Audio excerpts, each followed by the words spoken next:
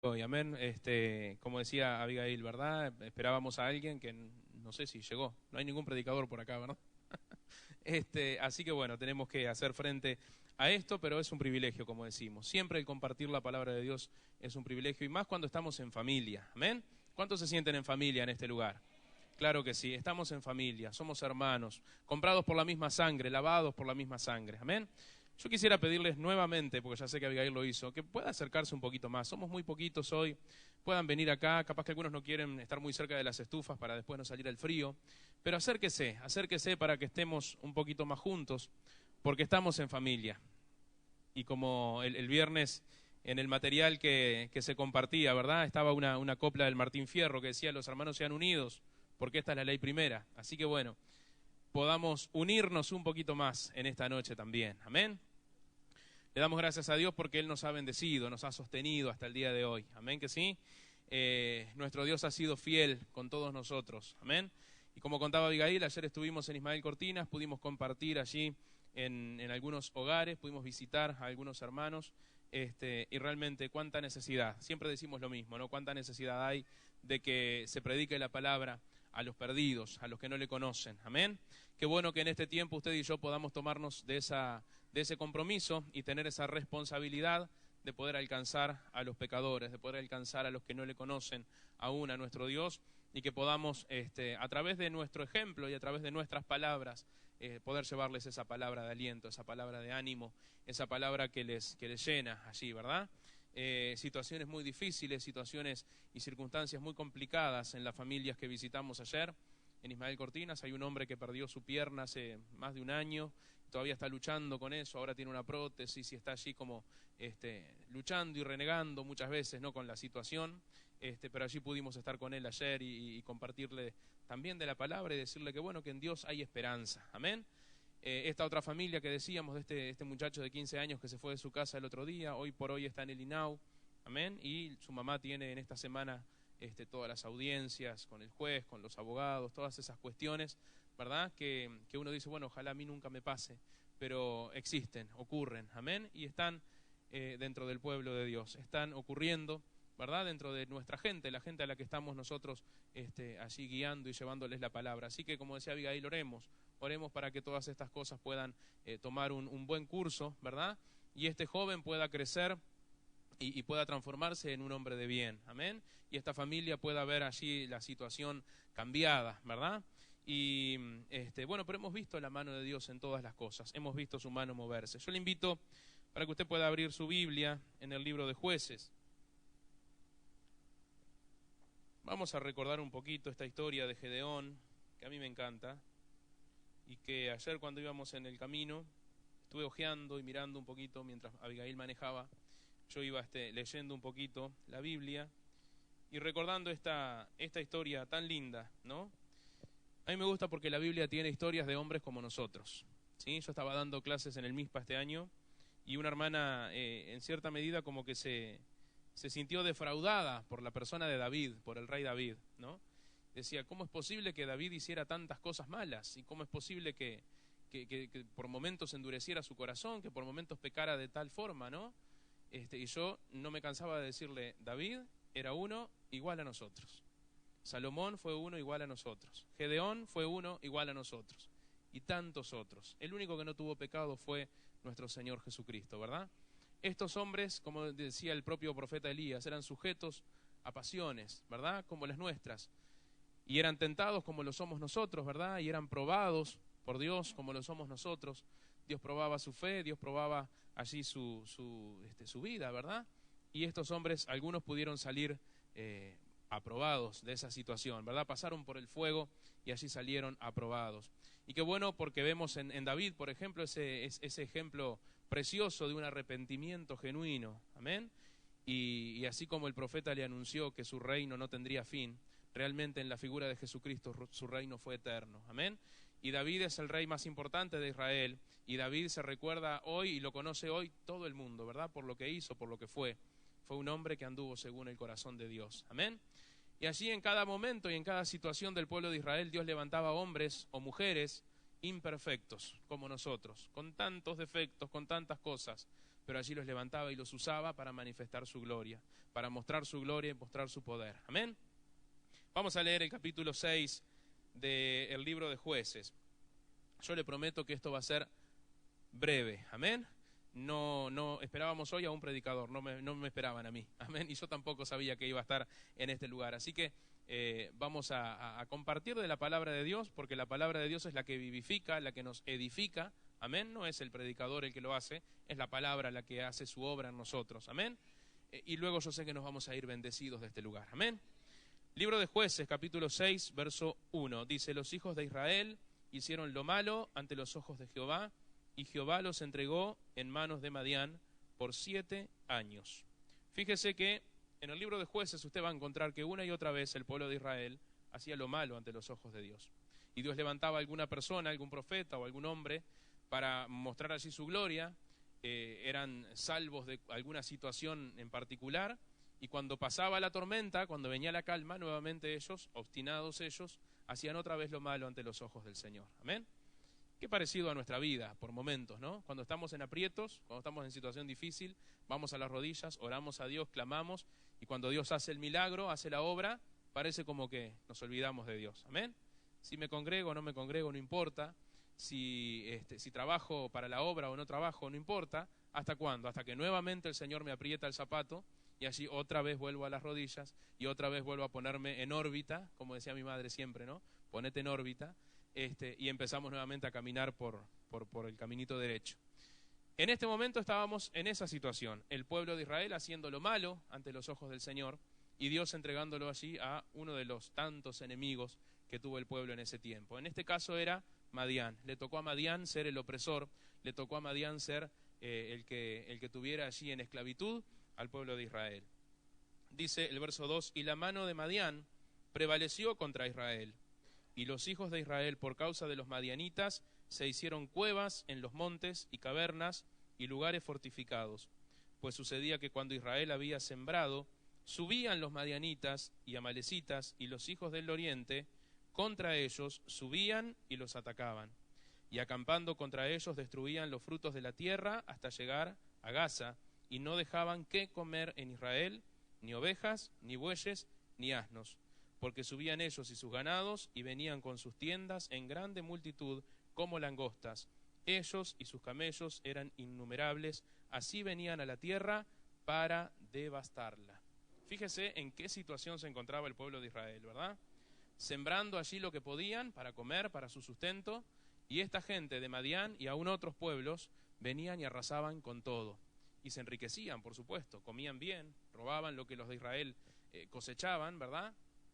Se enriquecían, dice que sus camellos eran innumerables, sus ganados eran innumerables. El pueblo contrario entonces se iba haciendo cada vez más fuerte, y allí el pueblo de Israel estaba totalmente oprimido, seguramente hambriento, cansado de trabajar, ¿verdad? Cansado de trabajar y de hacer lo que debían hacer para que otro viniera y se los robara, ¿no? Pero leemos en el versículo 6, mire lo que hace el pueblo. De este modo empobrecía Israel en gran manera por causa de Madián, y los hijos de Israel, ¿qué hicieron?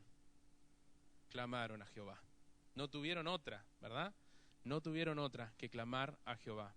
Y sabe que como nuestro Dios es un Dios compasivo, y es un Dios de amor, es un Dios de misericordia, yo creo que a cualquiera de nosotros se nos hubiera acabado la paciencia enseguida si hubiésemos tenido a nuestro cargo al pueblo de Israel. ¿Amén? Piense usted en un hijo que una y otra vez está haciendo lo malo, En un momento, ¿no? Creo que cualquiera de nosotros como padres hemos dicho, en algún momento se me agotó la paciencia, se me terminó la paciencia, y vamos y le damos un chancletazo, o lo mandamos a dormir, o hacemos algo, ¿verdad? Sin embargo, Dios, en su amor y misericordia eternos con su pueblo, una y otra vez, cuando el pueblo se arrepentía y clamaba a Dios, allí levantaba, ¿verdad? Su mano, y allí nuevamente Israel prevalecía, y allí nuevamente Israel se enriquecía, y otra vez el pueblo, ¿verdad?, se levantaba en alto. ¿Por qué? Porque clamaban a Jehová, porque se arrepentían de sus malos caminos. Usted sabe, usted conoce la historia, ¿verdad? Una y otra vez ellos se iban tras dioses ajenos, cosa que a Dios le molestaba muchísimo, porque uno de sus mandamientos era: solamente a Jehová tu Dios servirás y a Él solo adorarás, ¿verdad? Y allí el pueblo se iba una y otra vez detrás de los ídolos. Y este es uno de esos ejemplos, es uno de esos momentos en la historia donde allí no tuvieron otra que clamar a Jehová, y allí sin dudas Dios respondió. Amén. Leemos en el verso 7, dice, cuando los hijos de Israel clamaron a Jehová a causa de los madianitas, Jehová envió a los hijos de Israel un varón profeta, el cual les dijo, así ha dicho Jehová Dios de Israel, yo os hice salir de Egipto y os saqué de la casa de servidumbre, os libré de la mano de los egipcios y de mano de todos los que os afligían, a los cuales eché de delante de vosotros y os di su tierra. Y os dije, yo soy Jehová vuestro Dios, no temáis a los dioses de los amorreos en cuya tierra habitáis, pero no habéis obedecido a mi voz. Y mire lo que dice el 11, vino el ángel de Jehová y se sentó debajo de la encina que está en Ofra, la cual era de Joás Abieserita, y su hijo Gedeón estaba sacudiendo el trigo en el lagar para esconderlo de los madianitas. Y el ángel de Jehová se le apareció y le dijo, Jehová está contigo, varón esforzado y valiente. Fíjese que Gedeón, ¿en qué situación estaba, no? En la noche, en la madrugada, sacudiendo allí el trigo, lo poco que había podido tal vez juntar en el día, estaba sacudiendo y escondiéndolo de los madianitas. El pueblo estaba en esa situación. Tenían que esconder lo poco que tenían para que el pueblo enemigo no viniera a saquearlos y no viniera a sacarles eso poco que les quedaba, ¿verdad? Y el ángel de Jehová se le aparece a Gedeón en aquel momento y le dice unas palabras que son palabras proféticas. Le dicen, Jehová está contigo, varón esforzado y valiente. Y en ese momento Gedeón de esforzado no tenía nada y de valiente mucho menos. Amén. Era un Gedeón que estaba totalmente, así como estaba el resto del pueblo, ¿no? Totalmente desanimado, totalmente venido a menos, totalmente venido abajo por la situación. Pero además Gedeón era, dice, el más pequeño de su familia. Gedeón era de una familia bien pobre. Gedeón tenía todas las de perder. Y viene el ángel de Jehová y le dice, Jehová está contigo, varón esforzado y valiente. Hermano, si usted remóntese a aquel momento donde usted conoce el Evangelio, donde usted conoció al Señor, ¿en qué situación estaba? Tal vez estaba como Gedeón, tal vez estaba en esa situación de desánimo, de desaliento total, donde no había ya nada a dónde recurrir. Y en ese momento llega el Espíritu Santo de Dios y nos dice, varón, mujer, esforzada y valiente, Jehová está contigo. Hermanos, que podamos realmente nosotros darnos cuenta de que en los momentos de angustia, en los momentos difíciles, el Señor está con nosotros. Amén. Aunque parece que no tenemos más fuerzas, aunque parece que ya hemos bajado los brazos totalmente, hemos tirado la toalla, como dicen por ahí, pero el Señor nos dice, Jehová está contigo, varón esforzado y valiente, mujer esforzada y valiente. Amén. Gedeón era un hombre que no se daba nada por él. Amén. Y estaba haciendo lo que muchos harían en esa situación, esconder allí el trigo de mano de los madianitas. Y sin embargo, allí se le aparece nuestro Dios diciéndole, varón esforzado y valiente. Vamos a leer el versículo 13, donde dice, y Gedeón le respondió, ah, Señor mío, si Jehová está con nosotros, ¿por qué nos ha sobrevenido todo esto? ¿Y dónde están todas tus maravillas que nuestros padres nos han contado, diciendo, no nos sacó Jehová de Egipto? Y ahora Jehová nos ha desamparado y nos ha entregado en manos de los madianitas.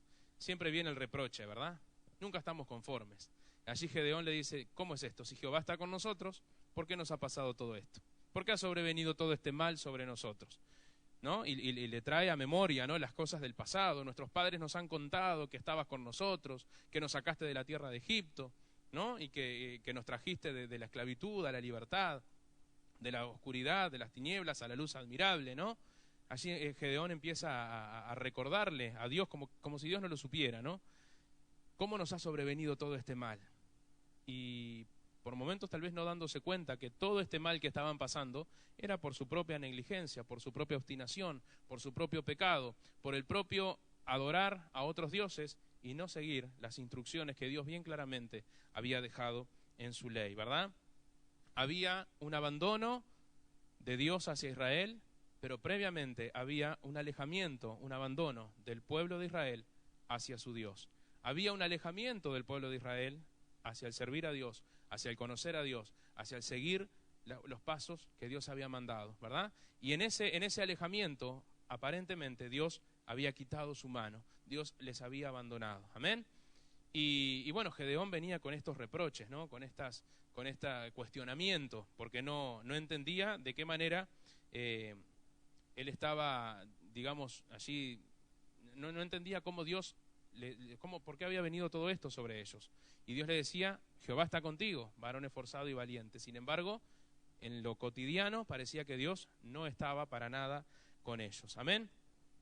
Su propia ineptitud presenta él en el versículo 15. Vamos a leer el verso 15. Dice, entonces le respondió, Señor mío, ¿con qué salvaré yo a Israel?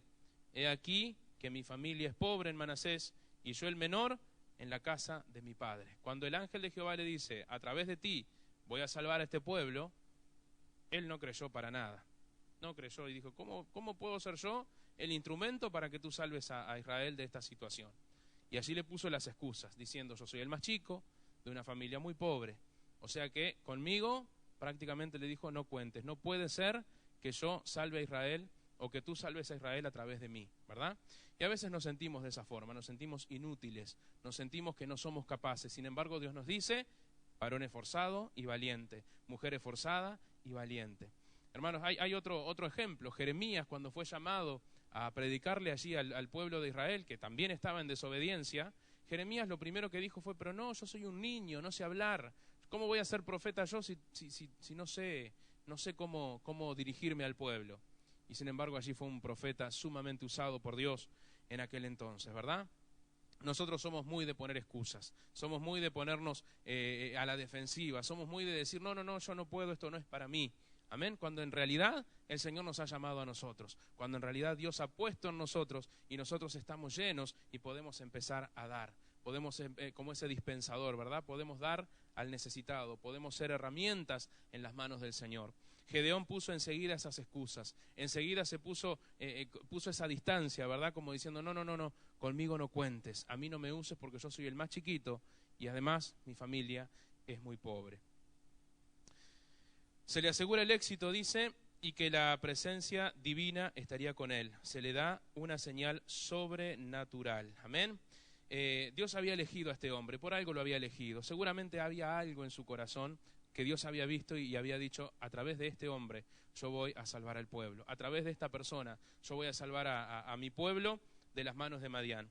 Leemos el 16 que dice, Jehová le dijo, ciertamente yo estaré contigo y derrotarás a los madianitas como a un solo hombre. Ciertamente yo estaré contigo. Cuando nosotros ponemos las excusas delante de Dios, así Dios nuevamente nos dice, pero no pienses que sos el más chiquito, no pienses que sos el más pobre, no pienses que no tenés estudios, no pienses en lo que no pudiste hacer antes. Ciertamente yo estaré contigo.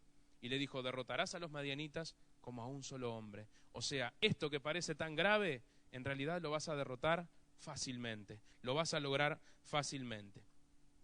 Vamos a ver las cosas que hizo Gedeón posteriormente, porque para que Dios pueda obrar, ¿verdad? El pueblo tenía que hacer algo, el pueblo de Dios tenía que hacer algo. Dice que en un momento Gedeón fue llamado a que derribara los altares que habían construido a Baal y a otros dioses, ¿verdad? Y allí Gedeón valientemente lo hizo. En la noche dice que allí derribó los altares de Baal y aún con la leña, con la madera que sacó de esos altares, hizo un sacrificio y allí sacrificó en favor de Jehová. Vamos a leer el versículo 25. Dice, aconteció que la misma noche le dijo Jehová, toma un toro del hato de tu padre, el segundo toro de 7 años, y derriba el altar de Baal que tu padre tiene, y corta también la imagen de acera que está junto a él. Dice, derriba el altar de Baal que tu padre tiene. Fíjese que aún la familia de este hombre, la familia propia de Gedeón, estaba sirviendo a otros dioses. Fíjese qué interesante, ¿no? El pueblo estaba en la ruina por la situación, amén. La situación se había dado por el alejamiento del pueblo a su Dios.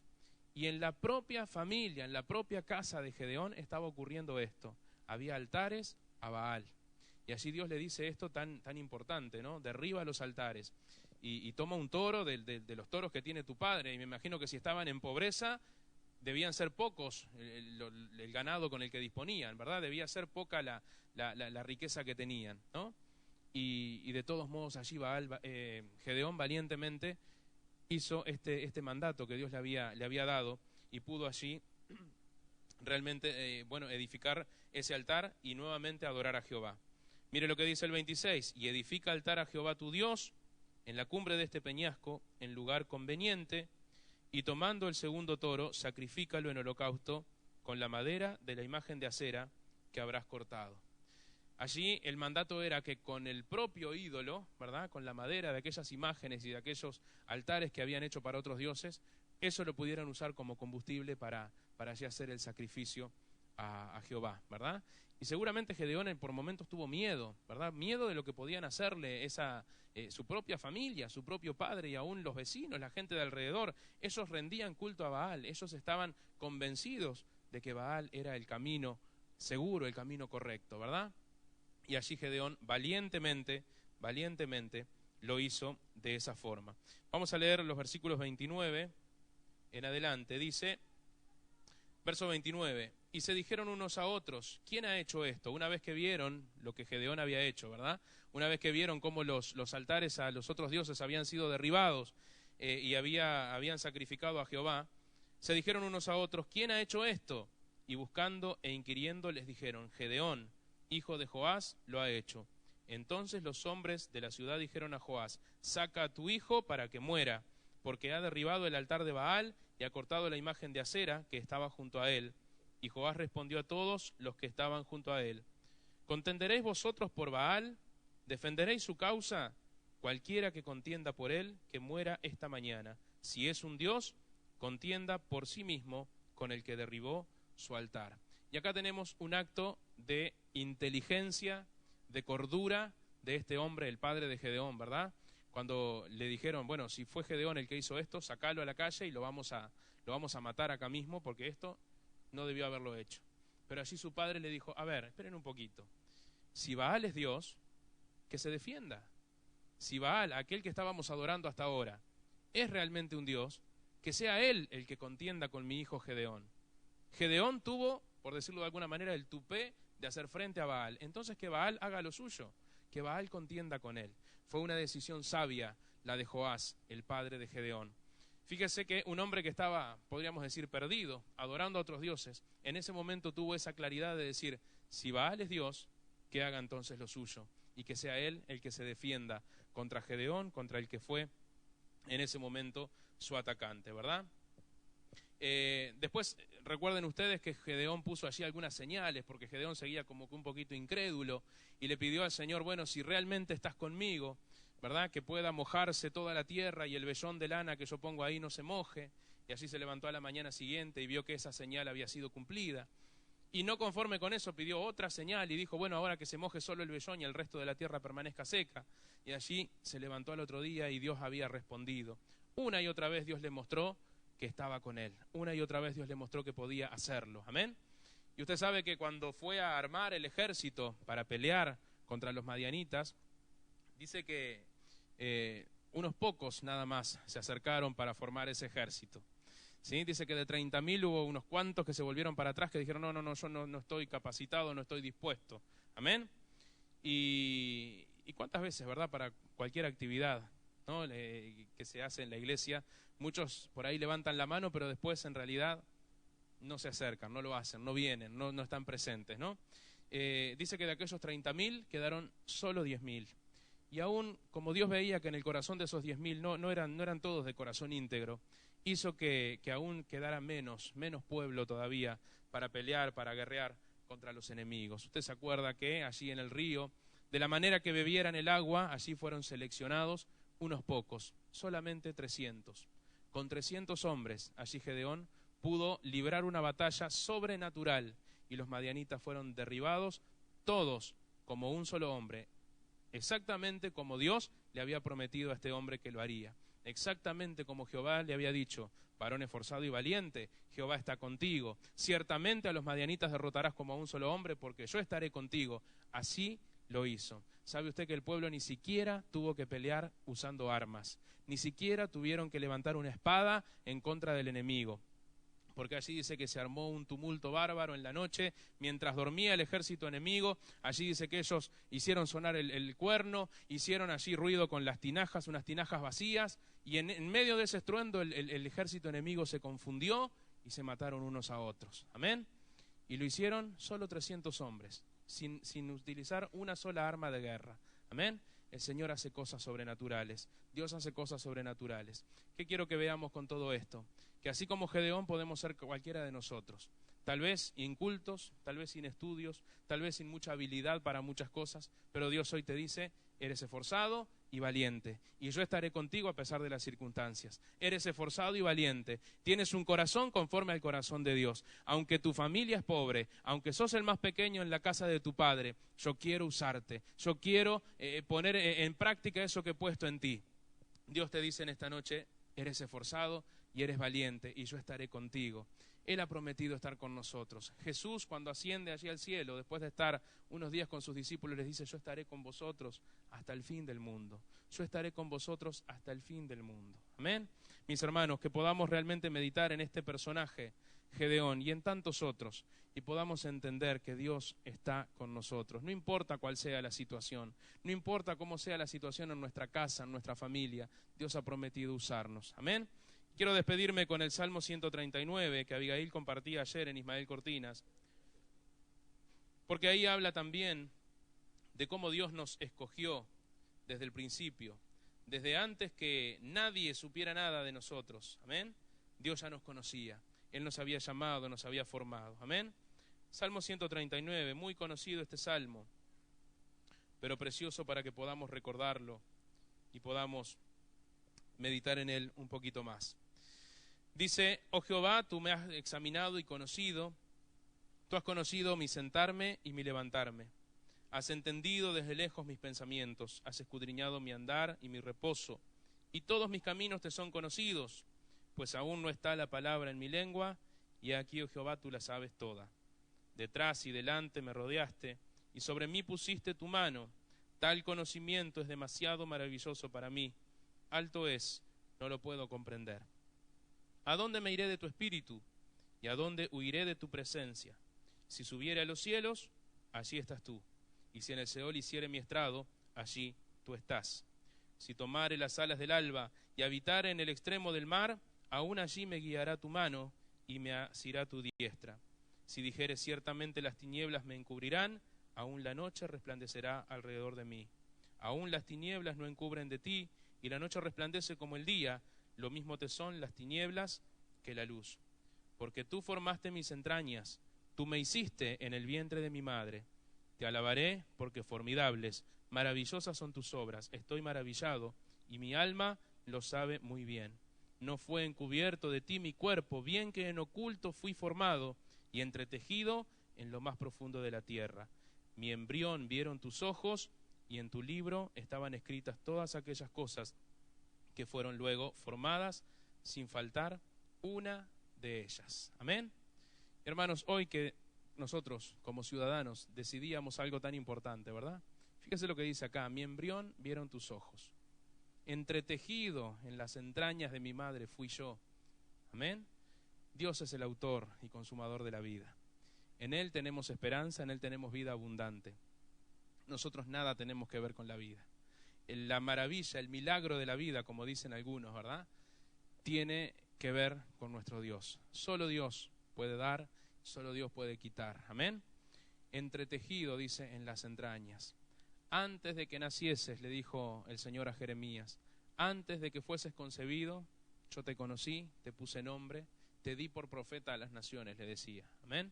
Y Jeremías allí poniendo todas las excusas. No, pero yo soy niño, yo no sé hablar. Te puse por profeta a las naciones desde antes de que nadie supiera de ti. Hermanos, antes de que nadie supiera de nosotros, cuando nuestros padres ni siquiera sabían que nosotros veníamos en camino, allí Dios tenía control de nosotros. Y Dios sabía que nosotros un día estaríamos en su camino y seríamos sus instrumentos fieles. Amén. Yo le invito a que se ponga de pie, que podamos orar en esta noche y decir, Señor, yo quiero ser como Gedeón. Tal vez un poco incrédulo, tal vez un poco holgazán, tal vez un poco allí, poco comprometido tal vez, pero si Dios quiere usarnos, hermanos, ¿qué podemos hacer nosotros? Por más que le digamos, yo soy el más chiquito, yo soy el más pobre, yo soy el más ignorante, si Dios quiere usarnos, hermanos, Él lo va a hacer, amén, de la manera que Él quiera. Padre bueno, te bendecimos en esta noche.